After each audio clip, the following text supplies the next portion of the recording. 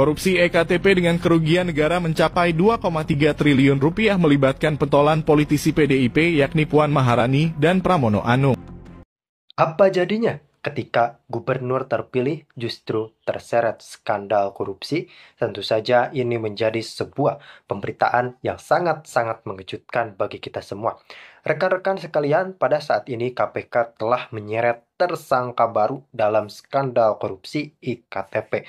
Seperti yang kita ketahui bahwa sebenarnya ini adalah kasus yang mencuat sejak tahun 2018 lalu. Dan pada saat ini, tepatnya di era kepemimpinan Presiden Prabowo Subianto, sesuai janjinya pada saat kampanye bahwa Bapak Presiden Prabowo Subianto akan menuntaskan kasus-kasus korupsi di tanah air yang telah lama berlalu ataupun yang baru saja terjadi. Dan terbukti kan, Paulus Thanos sudah tertangkap di Singapura dan pada saat ini tengah proses ekstradisi. Lalu kita flashback ke tahun 2018, pada saat itu Setia Novanto dengan lantang mengatakan keterlibatan elit partai PDI Perjuangan adalah Puan Maharani, Ganjar Pranowo, dan Pramono yang pada saat ini berstatus sebagai gubernur terpilih. Ini adalah keterangan dari terdakwa yang saya kira harusnya ditindaklanjuti lebih lanjut oleh otoritas terkait. Namun hingga saat ini ketiga tokoh tersebut masih bebas di panggung politik tanah air. Lalu bagaimana menurut Anda? Apakah KPK perlu memanggil ketiga tokoh untuk melakukan penyidikan dan pengembangan penyidikan, atau justru tidak perlu, biarkan saja berlalu? Dan pada saat ini ternyata sudah ada gejolak dari masyarakat yang mendesak KPK mengusut tuntas keterlibatan Pramono, khususnya karena memang beliau ini adalah gubernur terpilih Jakarta yang tentu saja beliau akan memimpin Jakarta. Masa sih sekelas gubernur terpilih korupsi, kan nggak lucu. Lalu bagaimana sih kelanjutan dari skandal IKTP ini? Langsung kita simak. Pemirsa, ratusan mahasiswa yang mengatasnamakan Gerakan Rakyat Tangkap Koruptor atau GERTAK menggelar aksi unjuk rasa di depan gedung KPK Senin siang. Mereka meminta KPK segera memeriksa sejumlah pejabat yang terlibat penerimaan suap proyek pengadaan KTP elektronik atau IKTP yang merugikan negara hingga 2,3 triliun rupiah. Dalam aksinya, massa mendesak KPK segera memeriksa Ganjar Pranowo yang kala itu menjabat sebagai anggota Komisi 2 DPR RI. Berdasarkan fakta sidang, Setia Novanto menyebut bahwa Ganjar turut menerima uang suap senilai 500 ribu dolar Amerika atau setara 7,5 miliar rupiah. Pengakuan Setia Novanto itu juga dikuatkan oleh M. Nazarudin yang mengaku sempat akan memberikan uang sebesar 150 ribu dolar Amerika, namun Ganjar menolak dan justru meminta 500 ribu dolar Amerika. Sejumlah perwakilan massa sempat diterima pihak KPK sekaligus memberikan data dan barang bukti soal keterlibatan Ganjar Pranowo. Usai melakukan aksinya selama lebih dari 2 jam, akhirnya para mahasiswa membubarkan diri dengan tertib. Korupsi EKTP dengan kerugian negara mencapai 2,3 triliun rupiah melibatkan pentolan politisi PDIP yakni Puan Maharani dan Pramono Anung. Keduanya diduga menerima aliran dana korupsi EKTP masing-masing sebesar 500 ribu US dollar atau sekitar 7,5 miliar rupiah. Hal tersebut terungkap dalam persidangan ketika terdakwa Setia Novanto memberikan kesaksian di ruang persidangan. Mengurangi rasa hormat saya dan saya minta maaf kalau saya sebutkan di sini karena itu juga ada saudara Andi yang di situ adalah untuk Puan Maharani 500 ribu dan untuk Pak Pramono ada 500 ribu. Meskipun demikian sangat janggal, ternyata KPK tidak menyelidiki politisi PDIP Puan Maharani dan Pramono Anung sebagai pihak penerima aliran dana kasus korupsi EKTP tersebut.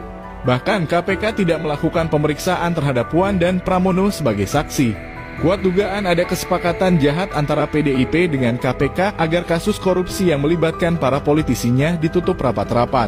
Dengan kata lain, PDIP telah melebarkan kekuasaannya tidak hanya di pemerintahan, tetapi juga di lembaga antirasuah KPK. Bahwa masih ada dokumen-dokumen yang dibutuhkan, baik dari Kejaksaan Agung maupun dari Mabes Polri, terutama yang Interpol ya. Jadi ada mesti dua atau 3 dokumen yang dibutuhkan. Nah karena itu Direktur OPHI saya sudah tugaskan untuk secepatnya berkoordinasi dan saya pikir sudah berjalan antara kementerian lembaga. Ini bukan pertama kali, ini sebenarnya sudah berlangsung lama, tapi karena ada perubahan nomenklatur Kementerian Hukum, maka dilakukan penyempurnaan. Karena itu harusnya nanti kepada semua pimpinan lembaga, baik kementerian maupun lembaga negara, itu karena kita saling membutuhkan, ruang lingkupnya masing-masing ada hak dan kewajiban, tetapi intinya ruang lingkup kerjasama itu adalah bagaimana kemudian pemberian layanan yang terkait dengan tugas dan fungsi Kementerian Hukum di bidang hukum, terutama yang terkait dengan ada keterkaitan tugas dengan teman-teman kementerian yang lain, maka itu kemudian yang menjadi esensi daripada penandatanganan MOU kali ini. Sekalipun juga tetap ada MOU yang kita tanda tangani bersama dengan bank-bank himbara, tapi itu lebih terkait dengan layanan mereka kepada seluruh kementerian hukum ya, terutama soal gaji dan lain-lain sebagainya. Nah, karena itu kami berharap mudah-mudahan dengan penandatanganan kesepahaman kali ini itu bisa meningkatkan sinergitas antara kementerian lembaga, termasuk Kementerian Hukum.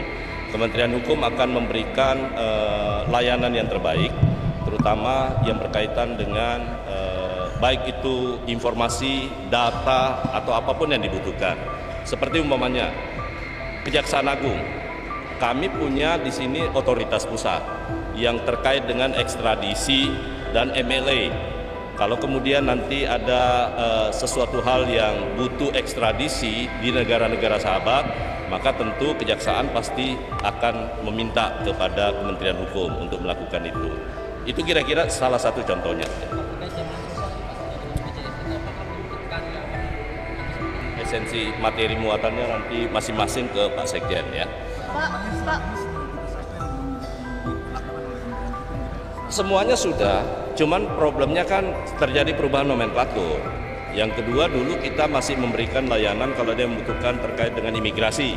Sekarang kan udah enggak, sudah ada kementeriannya sendiri. Nah tentu wilayah-wilayah yang seperti itu yang kita lakukan penyesuaian.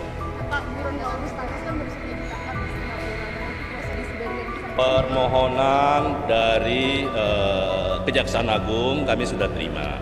Karena itu lagi diproses oleh otoritas pusat, dalam hal ini adalah Direktorat OPHI di Dirjen Nahu, bahwa masih ada dokumen-dokumen yang dibutuhkan baik dari Kejaksaan Agung maupun dari Mabes Polri, terutama yang Interpol ya.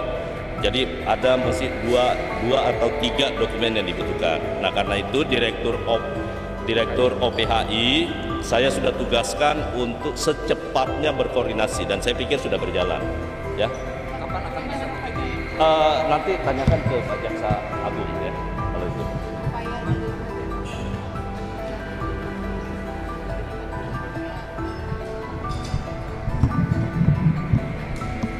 Tadi saya sudah sampaikan bahwa nanti ke depan layanan kita by digital semua.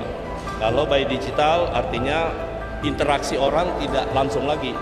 Nah karena itu semua dilakukan secara otomatis dan itu menjadi pekerjaan rumah kami yang terbesar saat ini yang akan kita lakukan.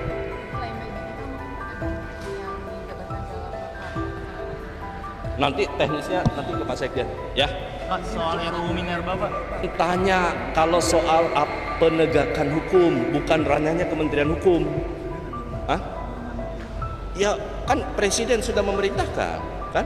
Itu artinya seluruh personil Presiden itu wajib menjalankan itu. Tapi jangan tanya di Menteri Hukum, tidak ada urusannya Menteri Hukum dengan kasus-kasus. Pak, untuk Kemenkum sendiri dalam pelibatan dalam RUU Minerba seperti apa Pak?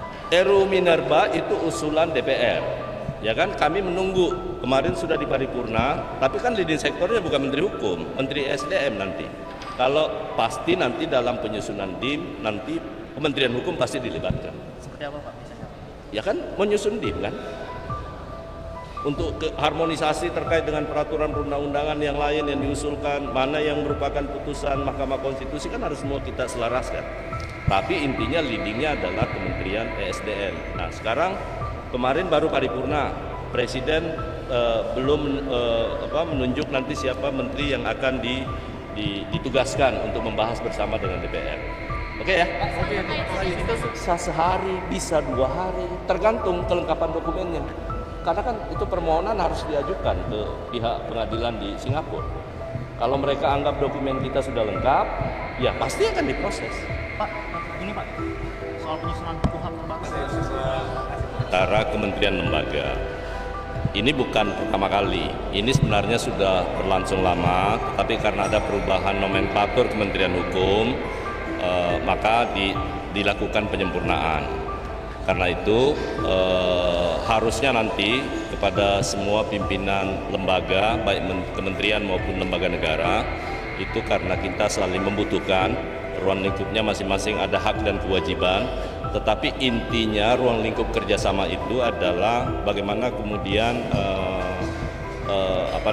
pemberian layanan yang terkait dengan tugas dan fungsi Kementerian Hukum di bidang hukum, terutama yang terkait dengan ada keterkaitan tugas dengan teman-teman kementerian yang lain, maka itu kemudian yang menjadi esensi daripada penandatanganan MOU kali ini.